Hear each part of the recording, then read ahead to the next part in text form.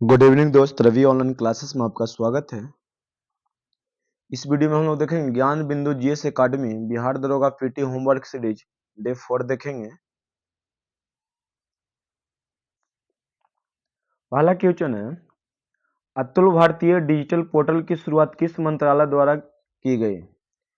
अतुल भारतीय digital portal की शुरुआत किस मंत्रालय द्वारा किया गया? तो पर्यटन मंत्रालय द्वारा। किस मंत्रालय द्वारा? पर्यटन मंत्रालय द्वारा शुरू किया गया।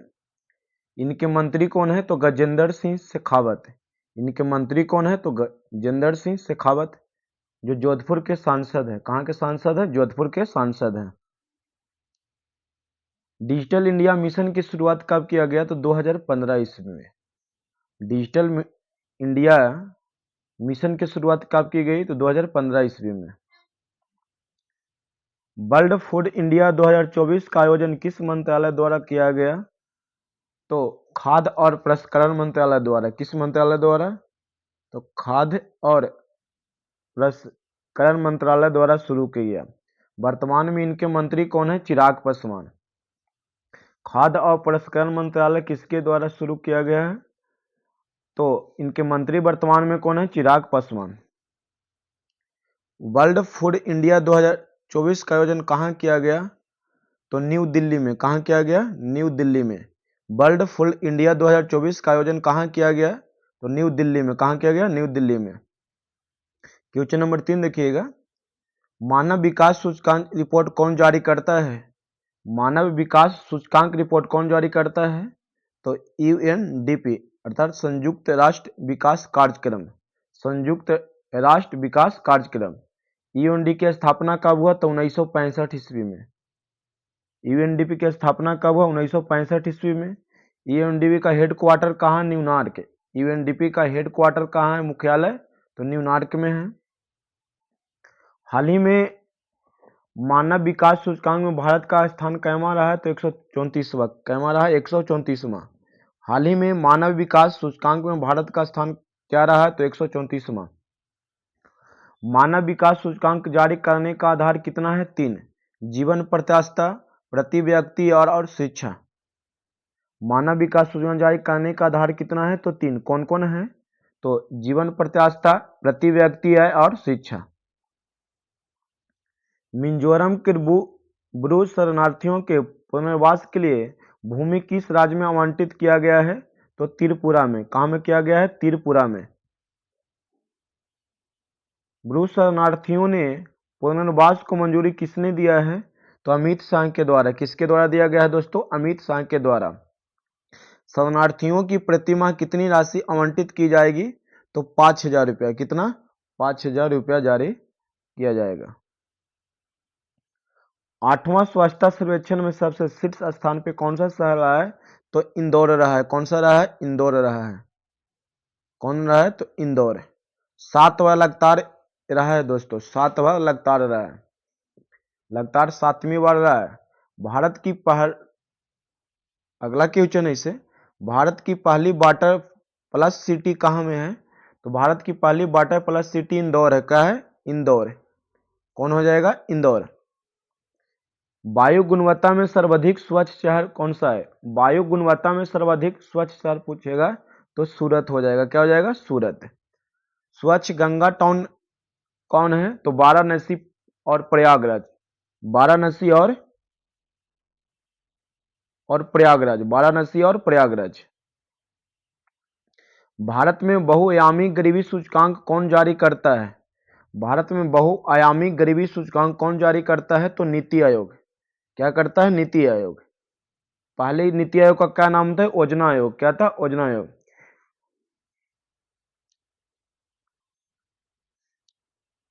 रिपोर्ट 2024 के अनुसार किन 3 राज्यों के लोग गरीबी से बाहर निकले हैं? रिपोर्ट 2024 के अनुसार किन 3 राज्यों के लोग गरीबी से बाहर निकले हैं? तो यूपी, बिहार, मध्य प्रदेश और चौथा राजस्थान हो जाएगा। रिपोर्ट 2024 के अनुसार किन 3 राज्यों के लोग गरीबी से बाहर निकले हैं? तो यूपी, बिहार, मध्य प्रदेश और राजस्थान। संविधान के 75 वर्ष पूरे होने पर भारत सरकार द्वारा किस अभियान की शुरुआत किया गया? तो हमारा संविधान हमारा स्वाभिमान। हमारा संविधान हमारा स्वाभिमान, क्या हो जाएगा? हमारा संविधान और हमारा स्वाभिमान लिखिएगा। संविधान, संस्कृति और राष्ट्र नामक पुस्तक किसके द्वारा लिखी गई है? तो कलराज मिश्र के द्वारा लिखा गया है। किसके द्वारा लिखा है? कलराज मिश्र के द्वारा लिखा गया है। कलराज मिश्र द्वारा लिखा गया है। पहली डिजिटल जनसंख्या घड़ी किस शहर में लगाई गई? तो बंगलुरु में। कहाँ लगाई गई? बंगलुरु में। कहाँ लगाई? बंगलुरु। बंगलुरु कहाँ है? कर्नाटक में। बंगलुरु को सिलिकॉन सिटी कहा जाता है। बंगलुरु को सिलिकॉन शहर और साइबर शहर के नाम से जाना जाता है। पहली एक लोक अदालत की शुरुआत कहाँ की गई? तो पहली एक लोक अदालत की शुरुआत छत्तीसगढ़ से किया गया। कहाँ से किया गया? छत्तीसगढ़ से किया गया। कहाँ से? छत्तीसगढ़ से। भारत का पहला अनाज एटीएम कहाँ लगाया गया? तो उड़ीसा में। कहाँ लगाया गया? उड़ीसा में। भारत का पहला अनाज एटीएम कहाँ लगाया गया? तो उड़ीसा में। पीएम गरीब कल्याण अन्न योजना की शुरुआत कब की गई थी? पीएम कल्याण गरीब अन्न योजना की शुरुआत कब की गई? तो मार्च 2020 में। 2020 में। हाल ही में पोर्ट ब्लेयर का नाम बदलकर क्या रखा गया? तो विजयपुरम। विजयपुरम।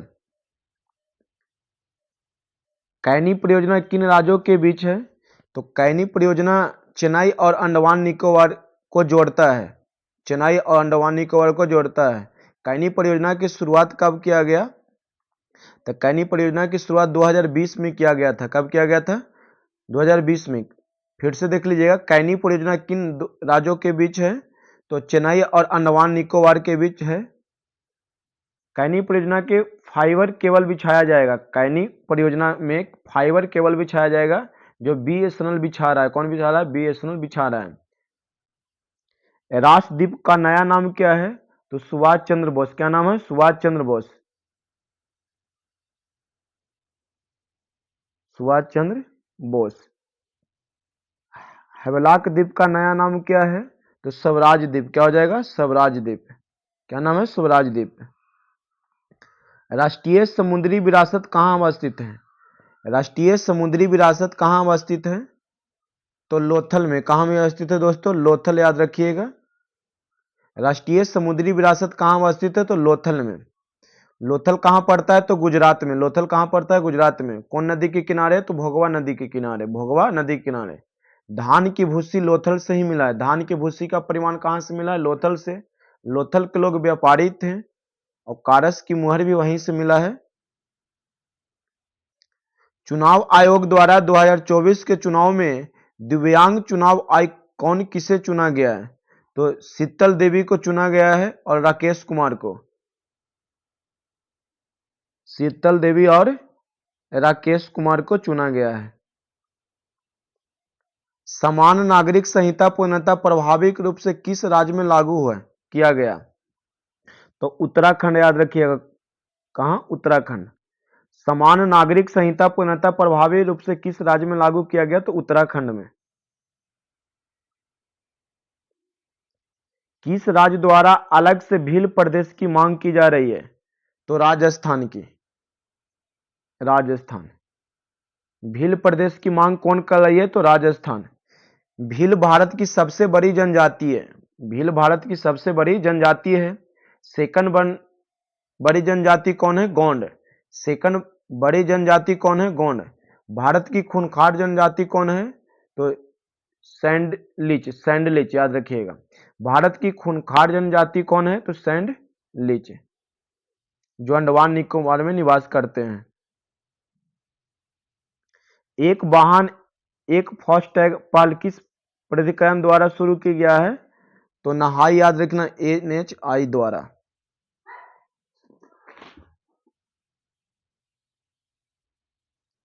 खाद्य श्रृंखला में किसे पूर्णतः शाकाहारी कहा जाता है? तो खाद्य श्रृंखला कहा जाएगा। क्या हो जाएगा? खाद्य श्रृंखला। इसमें क्या होता है? उत्पादक आते हैं सबसे पहले। क्या आते हैं? उत्पादक। उत्पादक के बाद क्या आते हैं? तो प्राथमिक श्रेणी, उपभोक्ता आते हैं, द्वितीयक श्रेणी उपभोक्ता आते हैं, उसके बाद तृतीयक श्रेणी आते हैं, उसके बाद अपघटक आते हैं। जैसे पेड़ पौधा को कौन खाता है? टीडा, टीडा को मेढक, मेढक को सांप, सांप को बाज। पंचायत को वित्त प्रदान करने के लिए राज्य वित्त आयोग का गठन किस अनुच्छेद के तहत करता है? तो अनुच्छेद 243 के आय, 243 के आय, याद रखिए ना। पंचायत को वित्त प्रदान करने के लिए राज्य वित्त आयोग का गठन किस अनुच्छेद के तहत किया गया है?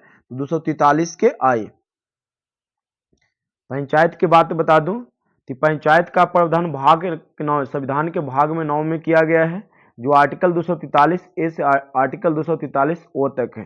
याद रखिएगा, 243 के ए में सभा है, 243 के बी में गठन की बात किया गया है, 243 में संरचना की बात किया गया है, डी में आरक्षण की बात किया गया है, और ई में अवधि की बात किया गया है, एफ में निर्भरता की बात किया गया है, जी में शक्ति की बात किया गया है, एच में कर अधिरोपण की बात किया गया है, जे में जांच की बात किया गया है, के में चुनाव की बात किया गया है, और एल में लागू होने की बात किया गया है। संपत्ति के मौलिक अधिकार को किस संवैधानिक संशोधन द्वारा हटाया गया? किस संवैधानिक सॉरी तो 44वें संवैधानिक संशोधन द्वारा हटाया गया। जल का आयतन 0 डिग्री से 4 डिग्री सेल्सियस तक गर्म करने पर घटता है तथा 4 डिग्री सेल्सियस का उसका आयतन का प्रभाव क्या होगा? तो बढ़ता है। क्या होगा? बढ़ेगा। क्या होगा? बढ़ेगा।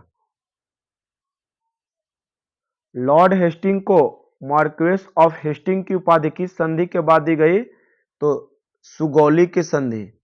किस संधि के द्वारा? सुगौली की संधि। सुगौली की संधि हुआ था 1815। 16 आंसर देगा 1815। 16 आंसर देगा।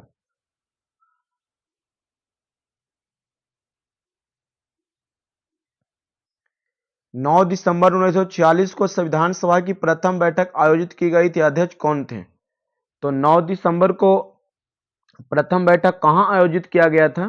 तो न्यू दिल्ली में। याद रखना, कहाँ में? नौ दिल्ली में। और अध्यक्ष कौन थे? तो डॉक्टर सच्चिदानंद सिन्हा जो अस्थायी अध्यक्ष थे। सेकंड बैठक कब हुआ था? 11 दिसंबर 1946 को। थर्ड हुआ था 13 दिसंबर 1946 को।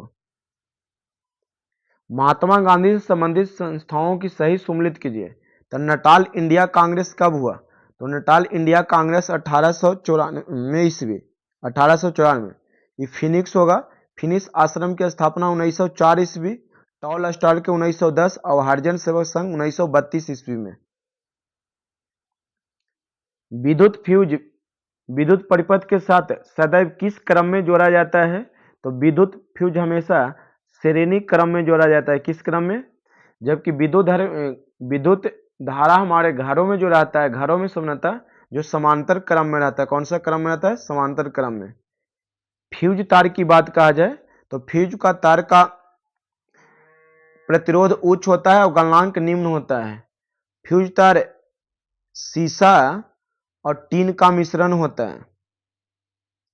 द्रवित सत्यापन कला की शुरुआत किस मंदिर की स्थापना से मानी जाती है? तो कांची की कैलाश मंदिर से। कांची की कैलाश मंदिर से। कांची की कैलाश मंदिर से। कांची की कैलाश मंदिर से। कैलाश मंदिर का निर्माण कौन किए थे? नरसिंह देव द्वितीय ने। कौन सा वंश से संबंध रखते हैं? तो पल्लव वंश से संबंध रखते हैं। भारत में अगर शैली की बात कहा जाए तो 3 शैली है। नागर शैली, दूसरा बैसल शैली और द्रविड़ शैली। नागर शैली उत्तर भारत के सभी मंदिर में बने हैं, बैसल शैली मध्य भारत में और द्रविड़ शैली दक्षिण भारत में।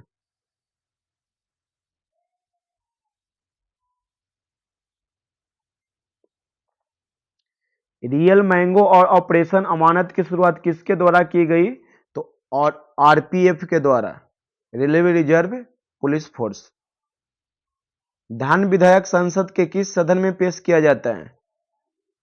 तो लोकसभा में। क्या हो जाएगा? लोक सभा में। धन विधेयक संसद के किस सदन में पेश किया जाता है? तो लोकसभा में। धन विधेयक की चर्चा किसमें? आर्टिकल 110 में। आर्टिकल 110 में। आवर्त सारणी के उत्कृष्ट गैसों को किस समूह रखा गया है? तो 18 वर्ग 18 के समूह रखा गया है, जिसे नोबल गैस कहा जाता है, या शून्य वर्ग कहा जाता है, या 0 वर्ग के सूचित किया जाता है। उत्कृष्ट गैसों में कौन कौन से आते हैं?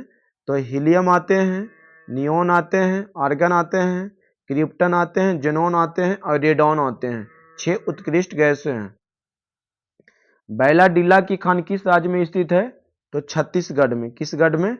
छत्तीसगढ़ में स्थित है। कहाँ है? तो छत्तीसगढ़ में। भारत का सबसे पहला और सबसे नवीनतम परमाणु बिजली संयंत्र कहाँ संयंत्र है और कौन से हैं?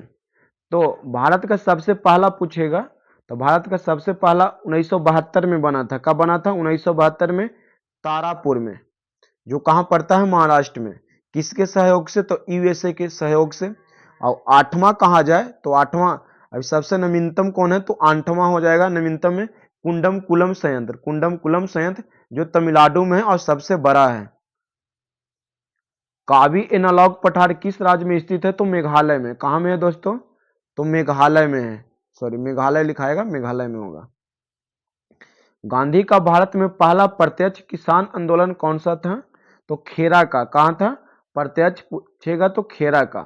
खेरा का आंदोलन, खेरा का किसान आंदोलन 1918 ईस्वी में, जो गुजरात से संबंधित है। और पहला किसान आंदोलन कहेगा तो चंपारण होगा। किस राजमार्ग को सड़क ए आजम के नाम से जाना जाता है? तो ग्राउंड ट्रक को। किस को? तो ग्राउंड ट्रक को। निर्माणकर्ता कौन है? तो शेरशाह सूरी। भारत के कितने राज्यों में द्विसदनीय विधायिका कार्यरत है? तो इसका हो जाएगा 6 राज्यों में। कितने राज्यों में? 6 राज्यों में। संयुक्त राष्ट्र संघ में अस्थायी रूप से शामिल देशों का कार्यकाल कितना होता है? तो 2 साल होता है। कितना होता है? 2 साल। अस्थायी पूछा, इसमें कुल 15 सदस्य होते हैं।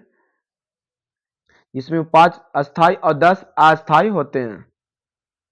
गंगा नदी मैदानी भाग में कहां से प्रवेश करता है? तो हरिद्वार से। कहां से प्रवेश करता है? तो हरिद्वार से। गंगा नदी मैदानी भाग में कहां से प्रवेश करता है? तो हरिद्वार से। कोशिकाओं का ऐसा समूह जो रूप, कार्य और उत्पत्ति के समान होता है, उसे क्या कहते हैं? उसे उत्तक कहा जाता है। क्या कहा जाता है? उत्तक कहा जाता है। मानव शरीर में तरल संयोजी उत्तक के रूप में किसे जाना जाता है? तो रक्त को जाना जाता है। किसे कहा जाता है? रक्त को जाना जाता है। वह उत्तक जो प्राथमिक वृद्धि के लिए उत्तरदायी होता है, उस उत्तक का नाम क्या है? तो विभेदोदक उत्तक। उत्तक के नाम से जाना जाता है। किसी पौधे के तने में घेरों को बढ़ाने के लिए कौन सा उत्तरदायी है? तो पार्श्व उत्तक। क्या हो जाएगा? पार्श्व उत्तक, जो तने को फैलाता है। पौधा का सबसे बाहरी स्तर या छिलका को क्या कहते हैं? तो कोशिका भित्ति कहते हैं। क्या कहते हैं? कोशिका भित्ति कहते हैं। वह संवहन बंडल जिनमें जाइलम के दोनों ओर फ्लोएम पाया जाता है, उसे क्या कहा जाता है? तो संवहनी मंडल कहा जाता है, या संवहनी मंडल कहा जाता है। पुराने पेड़ को जब काटा जाता है तो बीच का केंद्रीय भाग जो मजबूत, घना तथा गहरे कथई रंग का होता है, उसे क्या कहा जाता है? तो उसे सिरिल कहा जाता है। क्या कहा जाता है? सिरिल कहा जाता है। जाइलम एवं फ्लोएम का निर्माण कितने तत्वों से होता है? तो 4 तत्वों से होता है। जाइलम एवं फ्लोएम का निर्माण कितने तत्वों से होता है? तो 4 तत्वों से। जाइलम का काम है जल का नीचे से ऊपर ले जाना, और फ्लोएम का खाद्य पदार्थों को ऊपर से नीचे लाना। किस प्रकार के उत्तक शरीर की सुरक्षा कवच का कार्य करता है? तो उपकला उत्तक। क्या हो जाएगा? उपकला उत्तक हो जाएगा। निम्नलिखित में कौन सा उत्तक लार ग्रंथि तथा श्वेत ग्रंथि में पाई जाती है? तो क्यूबाइड हो जाएगा। क्यूबाइड। निम्नलिखित कथनों पर विचार कीजिए। टेंडन मांसपेशी को अस्थि से तथा दूसरी मांसपेशी को जोड़ता है। हाँ, तो जोड़ता है। लिंगामेट हड्डियों को हड्डियों से जोड़ने का कार्य है। तो दोनों कथन क्या है? सही है।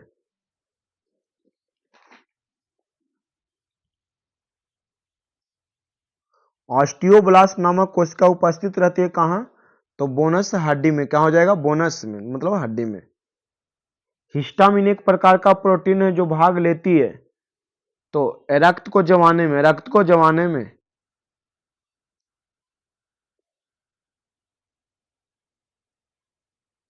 आहार नाल के एक भाग से दूसरे भाग में भोजन का प्रवाह किस पेशी संकुचन एवं प्रसार के कारण होता है? तो रेखीय प्रसार के द्वारा। आहार नाल के एक भाग से दूसरे भाग में भोजन का प्रवाह किस पेशी संकुचन के द्वारा होता है? तो रेखीय प्रसार के द्वारा। संवेदना का चालन शरीर के एक भाग से दूसरे भाग में कैसे होता है? संवेदना का चालन शरीर के एक भाग से दूसरे भाग में कैसा होता है? तो तंत्रिका ऊतक के द्वारा। तंत्रिका ऊतक के द्वारा। परमाणु में इलेक्ट्रॉन का अस्तित्व का पता किसने लगाया था? इलेक्ट्रॉन की खोज किसके द्वारा हुआ था? तो थॉमसन के द्वारा। किसके द्वारा? थॉमसन के द्वारा। निम्न कथनों पर विचार। कैथोड किरण इलेक्ट्रॉन की बनी होती है? तो हाँ, कैथोड किरण इलेक्ट्रॉन की बनी होती है।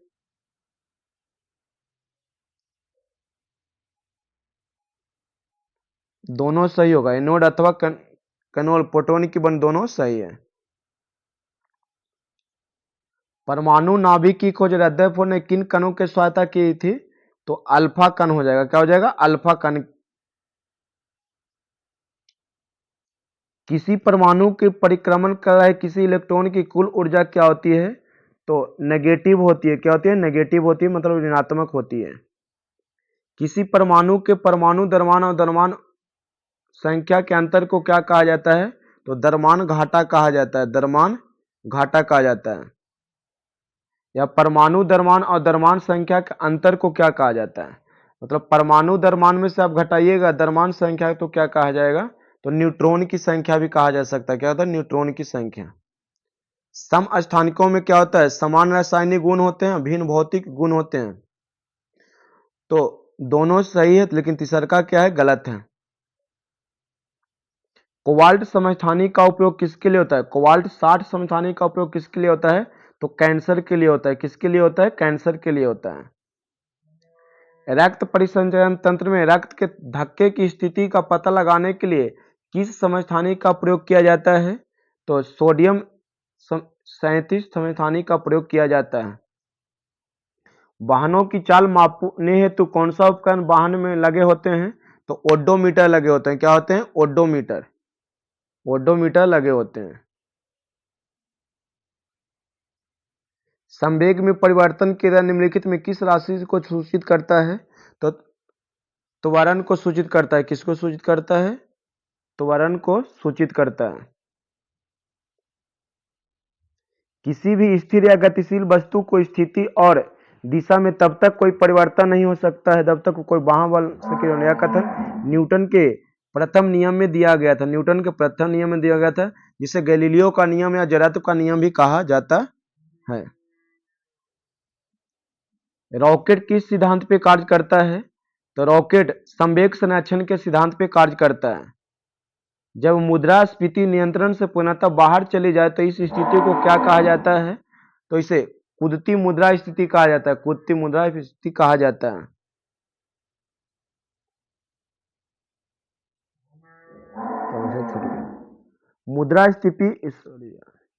मुद्रास्फीति की गणना के लिए भारत में किन दो सूचकांकों का प्रयोग किया जाता है? तो उपभोक्ता का प्रयोग किया जाता है। किसे? उपभोक्ता का।